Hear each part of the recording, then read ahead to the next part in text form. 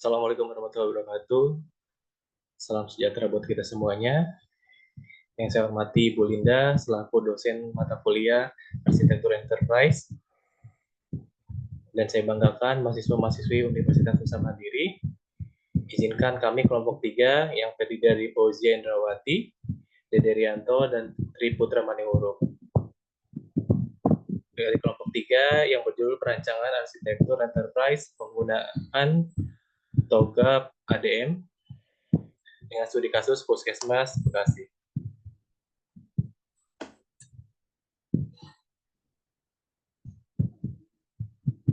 Latar belakangnya adalah Puskesmas Bekasi saat ini masih menggunakan pembukuan secara manual, sehingga mengalami kesulitan dalam pencarian data pasien baru ataupun pasien lama, sehingga terjadi penduplikasian data pasien. Kemudian aplikasi sistem informasi yang dilaksanakan di puskesmas tersebut belum optimal dikarenakan belum adanya perencanaan arsitektur yang matang. Kemudian dalam hal ini, supaya pengguna atau perencanaan yang dilakukan menjadi terstruktur dan baik, pada penelitian ini digunakan TOGAP ataupun disebut dengan The Open Group Architecture Framework dengan metode ADM ataupun Architecture Development Method dalam perencanaan arsitekturnya. Batasan masalahnya adalah berfokus pada proses bisnis puskesmas saat ini dan pada perencanaan arsitektur enterprise pada Puskesmas Bekasi, terutama pada aktivitas pelayanan kesehatan. Kemudian untuk tujuan penelitiannya adalah menyusun rancangan arsitektur enterprise yang berisi rekomendasi di Puskesmas Bekasi menggunakan kerangka kerja TOGAP ADM. Kemudian untuk manfaat penelitiannya adalah memberikan gambaran tentang keselarasan proses bisnis dengan teknologi untuk perkembangan arsitektur sistem informasi pada Puskesmas Bekasi dan memberikan pemahaman kepada penggunaan metode TOGAP ADM dalam perencanaan dan perancangan arsitektur enterprise. Di sini terdapat untuk metode pengumpulan data yang terdiri dari wawancara, observasi, studi pusaka, analisis 5W1H, target arsitektur, desain arsitektur, dan teknologi arsitektur. Untuk pasir TOGAP ADM yang terdiri dari arsitektur vision, bisnis arsitektur, informasi sistem arsitektur, teknologi arsitektur, manajemen planning, arsitektur change management yang terdiri dari recruitment management. Baik, untuk slide selanjutnya dibantu dengan Mbak Fauzia, silakan. Baik, terima kasih Mas Derianto. Selanjutnya saya akan menuliskan pemodelan arsitektur bisnis. Yang pertama saya akan menjelaskan analisis gap dari replace. Aktivitas saat ini yaitu pendaftaran masih dilakukan secara manual. Rencana aktivitasnya yaitu pendaftaran secara sistem.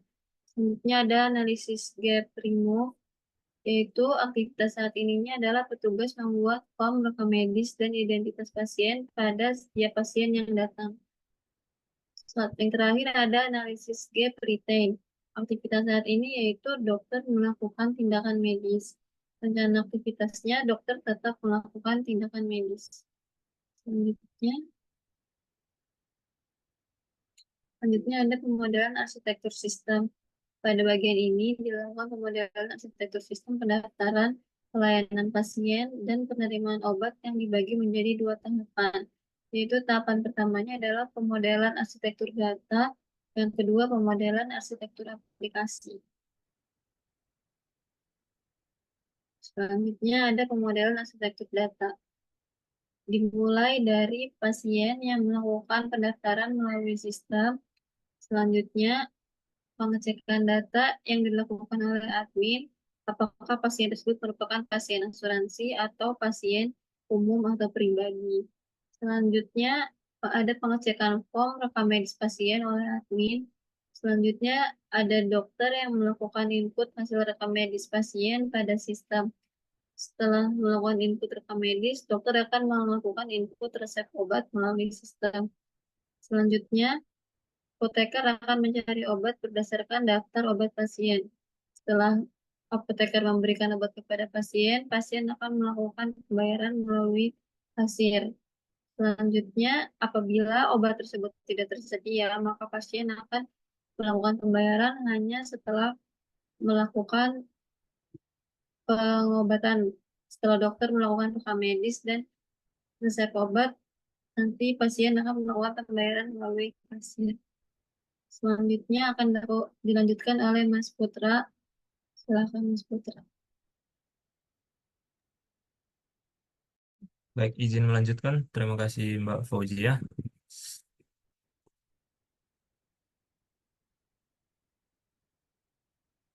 Baik, saya akan melanjutkan pada aplikasi Archimed. Yang pertama itu untuk bisnis role itu ada puskesmas, berikutnya admin atau kasir sebagai aktor, berikutnya bisnis service pelayanan registrasi, bisnis service lagi pelayanan rujukan, kemudian bisnis proses. Di dalam bisnis proses ini ada beberapa proses juga, yaitu yang pertama isi form registrasi, validasi data, konsultasi dan pengobatan, kemudian rujukan, resep obat, dan bisnis collaboration ada dokter dan apoteker. Oke, yang pertama itu untuk bisnis prosesnya itu pertama-tama pasien melakukan isi formulir registrasi, kemudian trigger relation ke validasi data itu ke admin atau kasir untuk menentukan bahwa pasien ini menggunakan BPJS atau pembayaran pribadi. Kemudian trigger relation lagi ke konsultasi dan pengobatan itu akan dilakukan oleh eh, dokter selaku business collaboration, dan kemudian dari konsultasi dan pengobatan itu junction karena ada pilihan. Pilihan pertama itu rujukan jika pasien tidak dapat menggunakan obat saja dan harus dilakukan pengecekan lebih lanjut di rumah sakit. Kemudian junction kedua itu ada resep obat.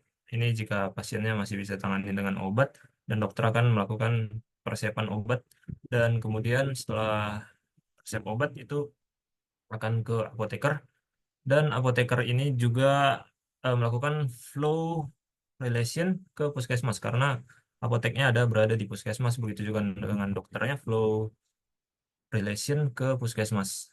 Berikutnya untuk rujukan itu ke pelayanan rujukan itu akan dibuatkan surat rujukan oleh admin, dan jika pasien tersebut pribadi kita juga akan membayarnya di admin atau selaku kasir. Paling sekian eh, Archimed dari kelompok saya, akan dilanjut oleh Mas Dede Rianto.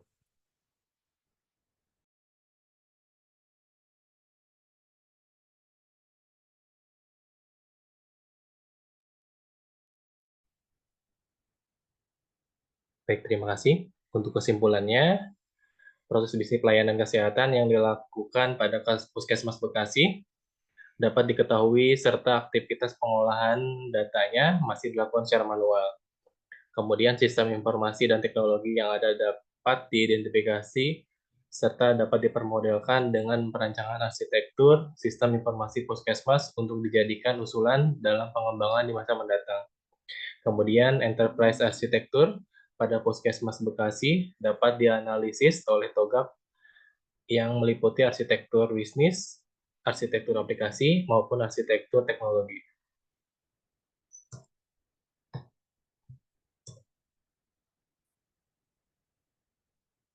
Sedangkan untuk saran, dalam melakukan implementasi perencanaan sistem informasi dan teknologi di Puskesmas Bekasi, selanjutnya perlu adanya dukungan dari semua tingkatan pegawai Puskesmas agar keberhasilan pengembangan sistem informasi dan teknologi informasi mencapai sasaran yang diinginkan.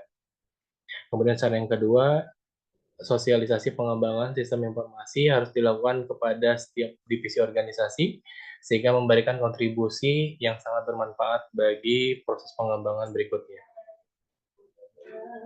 Sekian presentasi dari kelompok kami. Mohon maaf apabila ada kesalahan atau ada keliruan. Cukup sekian. Wabillahi taufiq walhidayah. Wassalamualaikum warahmatullahi wabarakatuh.